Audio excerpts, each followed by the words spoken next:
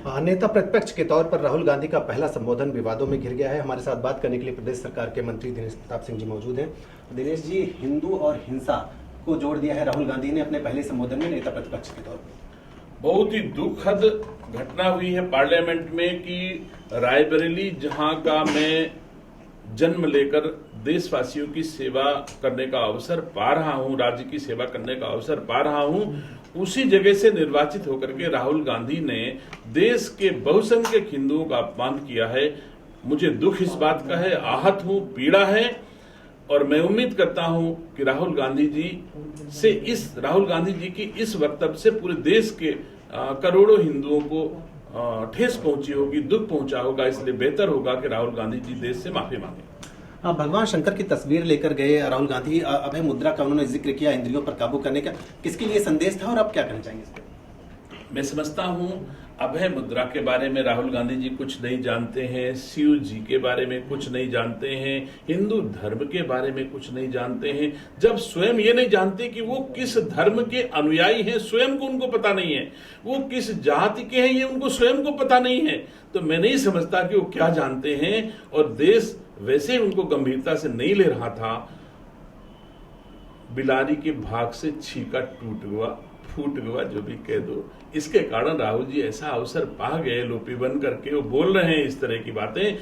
अगर इसी तरह बोलते रहेंगे तो वो अवसर भी देशवासी उनसे छीन लेंगे कि वो लीडर ऑफ अपोजिशन भी भविष्य में नहीं होंगे। प्रियंका गांधी वाड्रा बैक कर रही है, कांग्रेस उनको राहुल गांधी के बयानों को बैक करी, लेकिन आपने देखा संसद में कल प्रधानमंत्री नरेंद्र मोदी खड़े हुए, उन्होंने हिंदुओं पर जो बयान दिया उन्होंने उसका विरोध किया, तमाम जो भारतीय जनता पार्टी के दूसरे नेता।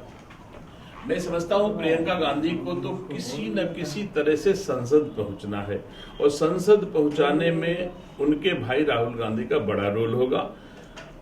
और प्रियंका गांधी इसलिए डिफेंड कर रही है अपने भाई को कि वायनाड से अगला टिकट हमको मिल जाए, मैं भी किसी तरह संसद पहुंच जाऊं। तो उनको ये कहना है जो कह रही है अपने इंटरेस्ट में, क्योंकि इतनी 54, 53, 52 साल की उम्र हो गई होगी, मुझे अंदाजा नहीं, मैंने उनको डेट ऑफ बर्थ मुझे पता नहीं है, लेकिन 52 से 54 साल के बीच में उनकी उम्र होगी, और आज तक वो किसी हाउस की मेंबर नहीं हो पाई है। भले ही बहुत ताकतवर नेता होंगी, लेकिन उनका भी ख्वाब है कि मैं किसी तरह पार्लियामेंट पहुंच जाऊं, और वो पहुंचने के लिए वो गलत चीज को डिफेंड कर रही हैं। और देशवासी प्रियंका गांधी को भी जवाब देगा कि आप बहुसंख्यक हिंदू का अपमान करने का अधिकार न प्रियंका गांधी को है न राहुल गांधी को है। एक अंतिम प्रश्न है। इलाहाबाद हाईकोर्ट ने एक बड़ी टिप्पणी की है मतांतरण को लेकर, और ये कहा है कि अगर इसी तरह से मतांतरण होता रहा तो जो बहुसंख्यक है एक दिन अल्पसंख्यक हो जाएंगे। मैं धन्यवाद देता हूं अपने प्रदेश के माननीय उच्च न्यायालय को, जिन्होंने इसको महसूस किया।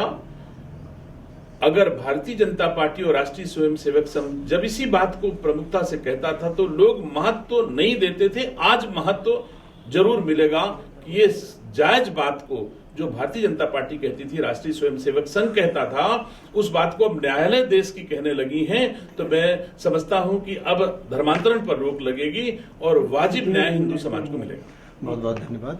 तो ये थे हमारे साथ राहुल गांधी ने कल संसद में बयान दिया, हिंदू और हिंसा को उन्होंने कनेक्ट किया, उसको लेकर उन्होंने अपनी कड़ी प्रतिक्रिया दी। कैमरा पर्सन अनुराग के साथ आनंद सिंह, एपीएन न्यूज, लखनऊ।